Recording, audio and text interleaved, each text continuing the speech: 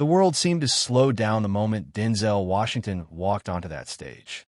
Cameras flickered, murmurs filled the room, and the tension in the air felt almost electric. For months, America had been boiling. Corruption scandals, political lies, and a nation torn between truth and blind loyalty. The No Kings protests were still echoing across cities, and Trump speeches had become more erratic than ever. Yet no one, not even the most cynical journalist, expected Denzel to be the one to stand up and say what millions have been too afraid to whisper. He adjusted the microphone, his calm yet commanding voice filling the hall. "There comes a moment," he began, "when silence is not peace, it's surrender. And I'm not here to surrender." The crowd went silent. Cameras zoomed in. His eyes, sharp and focused, scanned the audience like a general surveying a battlefield. "We've watched power turn into poison. We've watched truth buried under gold-plated lies. And now we must say enough. Enough of the corruption. Enough of the division. Enough of the kings." The final word, kings, echoed like a gunshot. Within seconds, social media caught fire. Hashtag Denzel Says Enough trended worldwide within minutes. CNN replayed the clip nonstop. Fox News scrambled to frame it as another Hollywood tantrum. But ordinary people, truck drivers, teachers, veterans, single mothers, they heard something real. Inside Trump Tower, chaos erupted. Advisors argued. "Vorne hang non-stop." "Shut it down," Trump barked. "Flood the feeds," discredit him. Within an hour, Denzel's Wikipedia page was vandalized. Fake scandals appeared on fringe news sites, and trolls filled comment sections with rage. But Denzel wasn't fazed. In a dimly lit hotel room later that night, he sat by the window, watching the city lights flicker below. His phone buzzed with messages, support, threats, praise, hate. He didn't respond to any. He simply whispered to himself, "Let them talk. Tomorrow, I'll show them why I spoke." The storm had begun. The sun hadn't even risen when chaos broke out in Washington. Inside the West Wing, aides scrambled through endless corridors, their faces pale under fluorescent lights. "Vorne hang non-stop." Trump was already awake, not because of work, but because of rage. The Denzel video had exploded overnight. Every news outlet, from CNN to TikTok, was looping the same clip. Enough is enough. Trump sat in his private dining room, phone in hand, scrolling through post after post. His reflection glared back at him from the black screen, jaw clenched, hair tousled like static. "He thinks he can talk to me like that?" he muttered. "Me?" Across the table, his media strategist hesitated. "Sir, it's spreading faster than we can manage." Even Fox picked it up. Hashtags late-night shows. "Then shut them down." Trump barked, slamming his fist against the desk. "Flood the feeds, make something up, I don't care what. Hollywood elites, deep state, whatever." Outside that room, the machine of misinformation began to spin. Dozens of fake accounts emerged, bots spreading doctored videos of Denzel, headlines twisting his words into conspiracy. The familiar rhythm of digital warfare had begun again. But this time, the target wasn't a politician. It was a man America trusted. Meanwhile, Denzel's speech played on loop across cafes, schools, and living rooms. Taxi drivers replayed it on the radio. Teachers quoted it in class. Even veterans, once loyal to Trump, nodded silently. The nation's pulse shifted. Inside CNN's newsroom, anchors debated the implications. "We've had celebrities speak out before," one said, "but not like this." Washington's paying attention. In the Oval Office, Trump scrolled again and froze. A new post had just gone viral. A photo of Denzel walking calmly past the Lincoln Memorial, captioned, "History repeats itself, but not this time." Trump felt it. Not fear, but something worse, doubt. For the first time in years, someone had pierced the illusion. And as his aides whispered in the background, he stared out the window, muttering to himself, "If they want a war, they'll get one." The countdown had started. By morning, the internet had turned into a digital battlefield. Headlines screamed across every platform, some praising Denzel as a hero of truth, others branding him a traitor to America. Trump's media machine was in full gear, firing on all cylinders. From talk radio to fringe news channels, the narrative was set. Hollywood elite attacks the president. In a luxury suite of Mar-a-Lago, Trump's inner circle gathered for an emergency meeting. The tension was thick enough to choke on. Stephen Miller leaned forward, his eyes gleaming with a cold smirk. "We can twist this, sir," he said. "Paint Denzel as part of the coastal elites who hate the working class. Say he's out of touch, part of the machine." Trump grinned, but it was forced brittle. "Good. Let's make him the enemy. The bigger the name, the harder they fall." He leaned closer. "But we'll go beyond that. Find something. Anything. Family, finances, friends. You want to play politics? We'll show him what it costs." Within hours, fabricated scandals flooded social media. Leaked emails tied Denzel to radical activists. Washington's Hollywood hypocrisy exposed. It didn't matter that none of it was real. By the time the truth caught up, the damage would be done. But Denzel, sitting quietly in his Los Angeles home, was 3 moves ahead. He'd seen this play before: lies, distortion, chaos, all meant to drown out the truth. He refused to engage directly. Instead, he went silent. For 2 days, no interviews, no posts, no reactions. Just silence, deliberate and unnerving. But behind that silence, something was building. In the shadows of the entertainment industry, producers, journalists, and even former White House aides began reaching out to Denzel's team. They wanted to talk. Off record, quietly, but with conviction. They'd seen things, heard things, evidence of deals, misuse of funds, and a network of corruption deeper than anyone imagined. On the 3rd day, Denzel posted a single message: "You can't silence truth. You can only delay it." The post shattered the internet. Over 100 million views in 6 hours.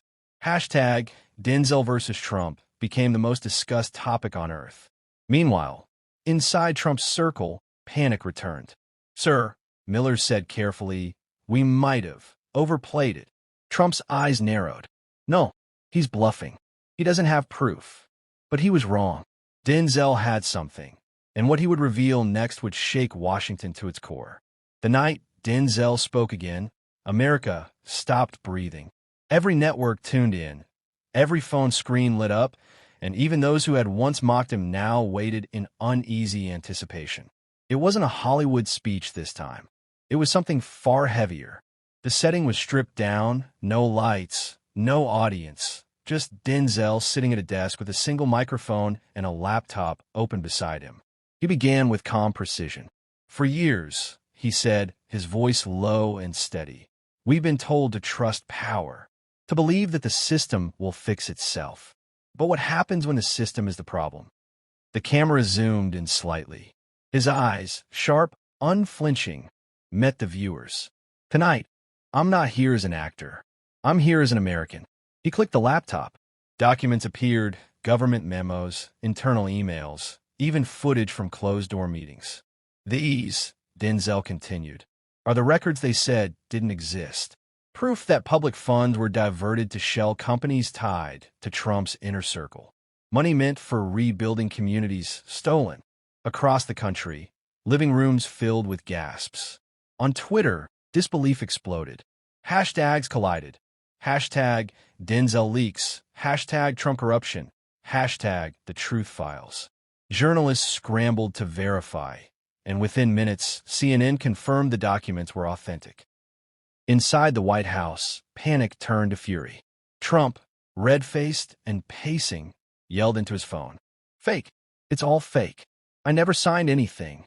But his aides exchanged worried looks because they knew some of those signatures were real. One by one, calls began leaking from within. Anonymous confirmations, insiders whispering, "He's telling the truth." Meanwhile, outside, something new began to form, a movement. Thousands gathered in front of the Capitol, holding signs that read, "Enough," and "No more kings." This wasn't politics anymore. It was personal. Denzel's words had struck a nerve in every American who'd ever felt silenced. As he wrapped up his speech, he leaned closer to the mic and said quietly, "This isn't about me versus him. It's about right versus wrong. And I'm not backing down." The feed cut out. The screen went black. And just like that, the story shifted. From one man's speech to a nation's reckoning, by dawn, the backlash hit like a hurricane. Trump's war room was running on caffeine, fury, and denial. Screens across the room showed split headlines. Denzel exposes corruption on one side, Hollywood hoax on the other. The strategy was simple: bury the truth under chaos. Launch the counter-narrative. Trump ordered, his voice hoarse but sharp. I want every influencer, every outlet, every friendly voice screaming witch hunt by lunchtime. Stephen Miller nodded, already typing commands into an encrypted chat room where thousands of accounts waited for instructions. Within minutes, #FakeDenzel trended worldwide. But even as the digital storm raged, something unexpected began to happen. People weren't buying it. The usual playbook wasn't working. The country had seen too many scandals, too many lies. Denzel's calm, fact-driven tone made Trump's rage look desperate. Still, retaliation escalated beyond tweets. Within hours, reporters who had supported Denzel began receiving anonymous threats. One producer's car was found vandalized. A whistleblower who'd provided one of the leaked memos vanished from social media entirely. Fear began creeping in, not just in Hollywood, but inside Washington itself. That night, Denzel's phone buzzed. An unknown number. "Stop while you can," a distorted voice warned. "This is bigger than Trump. You have no idea who you're dealing with." He didn't reply. He simply looked out the window, the Los Angeles skyline flickering below him, and whispered to himself, "Then it's time they found out who they're dealing with." Hours later, he appeared again, unannounced, on a late-night live stream watched by millions. No makeup, no production crew, just truth and conviction. "They're trying to scare me," he said, "but fear only works on the guilty. I'm not the one who should be afraid." Social media erupted. The comments section flooded with support, veterans, teachers, and ordinary citizens posting, "We stand with Denzel." Meanwhile, in the Oval Office, Trump scrolled through the chaos, hands shaking with rage.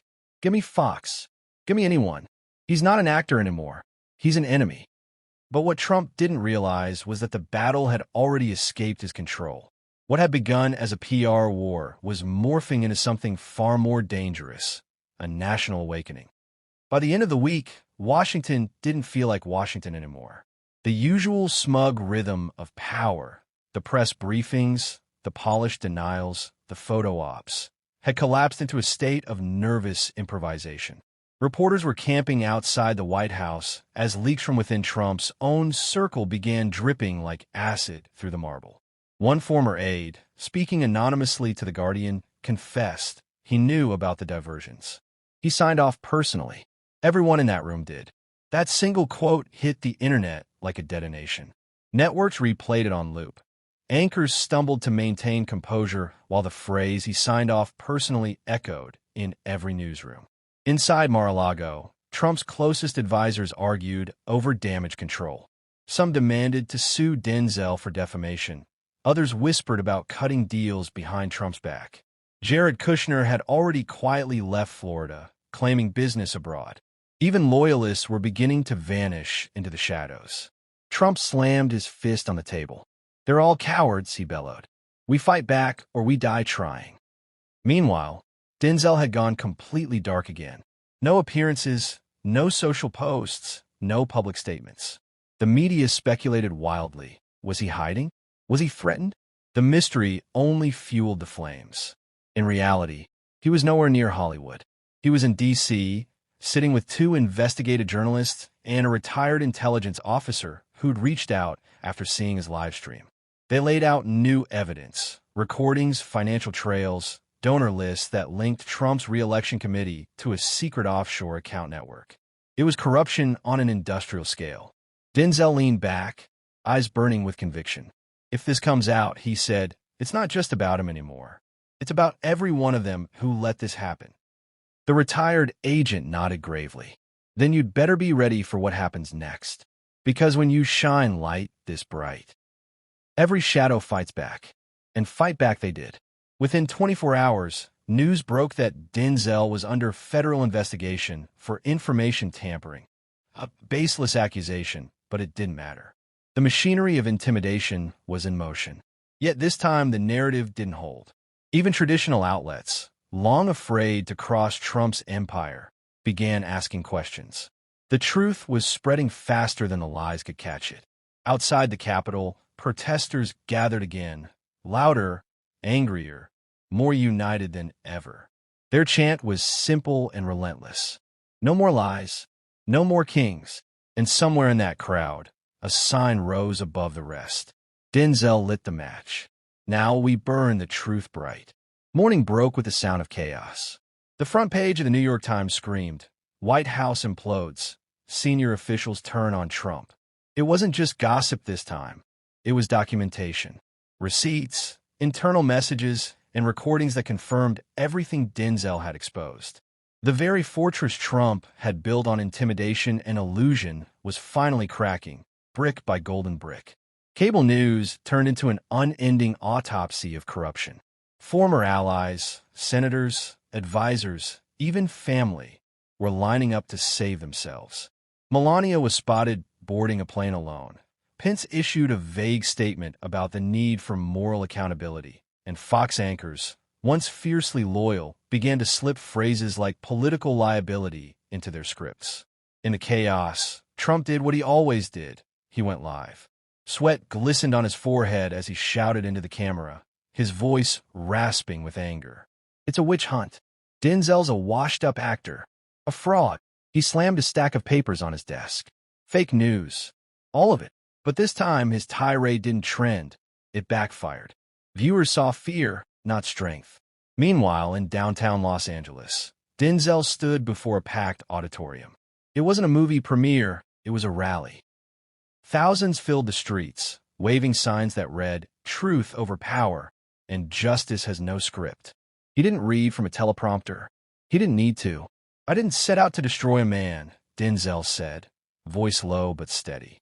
"I set out to reveal a system that protects corruption and punishes courage. And if that system can fall with one truth, maybe it deserves to." The crowd roared. Cameras flashed. For the first time, even critics admitted it.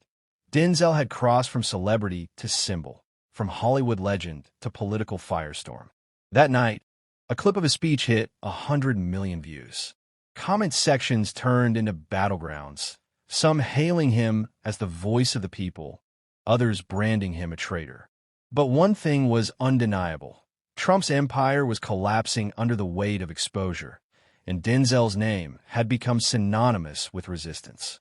Inside the Pentagon, whispers grew darker. Generals worried about national stability. Advisors debated if Trump would attempt something drastic to regain control. One intelligence official muttered, "He's cornered." And when he's cornered, he bites. As the world watched, the stage was set for the final act. Not just between two men, but between truth and the illusion of power. By now, every major network, blog, and podcast in America was talking about one thing: the unraveling of Trump's power and the man who triggered it. But behind the noise, in a cold, dimly lit war room beneath Mar-a-Lago, a new plan was being formed. One not for headlines, but for revenge. Destroy the messenger. Trump barked at his remaining advisors. His eyes were hollow, his hair disheveled. The empire around him was in free fall, yet his fury was sharp as ever. "If Denzel wants a war, he'll get one. I want every file on him, every deal, every weakness, every mistake." There's something. Minutes later, an anonymous drop landed in a far-right media outlet. Fake bank statements, doctored photos, even claims of foreign funding. Within hours, the hashtags flipped. Hashtag Expose Denzel began trending, the machine roaring back to life. But this time, Denzel was ready. He went live, no studio, no lights, just him in his study, eyes locked on the camera. "You can smear me, threaten me, lie about me, but the truth doesn't scare that easily." His voice didn't rise, yet every word hit like thunder. You can't cancel the truth. You can only delay it. While Trump's team flooded social media with fabrications, an FBI leak hit CNN, White House staffers under federal inquiry for evidence destruction. The timing was poetic. the same day Trump tried to silence his critic, his own crimes resurfaced under official scrutiny. That night, Denzel received a call from an unlisted number. A voice, calm, precise, almost mechanical, said, "This isn't just politics anymore. You've crossed into something deeper. Watch your back." Then the line went dead. Hours later, a black SUV was spotted circling Denzel's neighborhood. Paparazzi photos leaked, showing two unidentified men in suits outside his gate. His team begged him to leave town. He refused. "If I run," he said, "I prove them right." The world was watching. News outlets broadcast split screens. Trump's latest meltdown versus Denzel's composed defiance. Commentators said it felt less like politics, more like prophecy, the collapse of an era televised in real time. And somewhere, in that tension between chaos and clarity, the balance of power shifted. For the first time in years, America wasn't listening to Trump. It was listening to the man who dared to call him weak. The world woke up to chaos. Every channel, every feed, every phone screen exploded with one word: leak. A massive data dump had hit the dark web overnight. Thousands of files, transcripts, and recordings allegedly linking Trump to decades of covert deals, bribery, and blackmail. No one knew where it came from, but everyone knew who would be blamed. Within minutes, Trump went on Truth Social, raging in all caps. "Denzel did this. He's a fraud, an enemy of the state." The post went viral in seconds. Cable news replayed it in a loop. Angry mobs formed outside Hollywood studios. Trump loyalists demanded Denzel's arrest. The Justice Department was silent, eerily silent. Even those in Washington didn't know if the leaks were real or if someone inside had finally decided to burn everything down. Meanwhile, in Los Angeles, Denzel sat with his team in a darkened control room, watching the storm unfold. He hadn't touched the leaks. He didn't need to. The truth had a way of finding light all on its own. "They'll come for me," he said quietly. "They already have," replied his assistant, pointing a live feed of protesters outside. That same night, an emergency broadcast interrupted regular programming. Trump appeared on screen, his voice shaking with both fury and fear. "This is a coup," he shouted. "Hollywood elites are trying to take your freedom. They want to destroy America." He slammed his hand on the podium. "If the government won't stop them, I will." The words hit like a gunshot. Civil unrest flared across multiple states. Armed groups took to the streets. The internet fractured into echo chambers of hysteria. What began as a war of words had evolved into something much darker, a national breakdown. But Denzel didn't hide. He stepped into the chaos with one final statement. Standing in front of a small American flag backdrop, he looked straight into the lens. "You can't destroy a country by exposing its lies," he said. "You destroy it by pretending those lies don't exist." The clip went instantly viral, 120 million views in 24 hours. Hashtags flipped again. Hashtag Truth Over Trump. Hashtag Stand With Denzel. Even former administration members began reaching out, offering to testify about what they'd seen. Inside the White House, Trump screamed at his aides, "They're turning on me." All of them. He pointed at the TV. Denzel's face filled the screen, calm, unshaken, immortalized by a single sentence that echoed through history. "Power fears truth, because truth doesn't need power." That was the moment the empire truly began to fall. Not with an explosion, but with silence, the kind that comes when people finally stop believing the lie. By sunrise, the White House was surrounded, not by soldiers or mobs, but by silence. The kind of silence that follows a reckoning. Every major outlet carried the same headline: Trump resigns amid national scandal. The official statement, brief and lifeless, confirmed what many already knew. The empire had collapsed from within.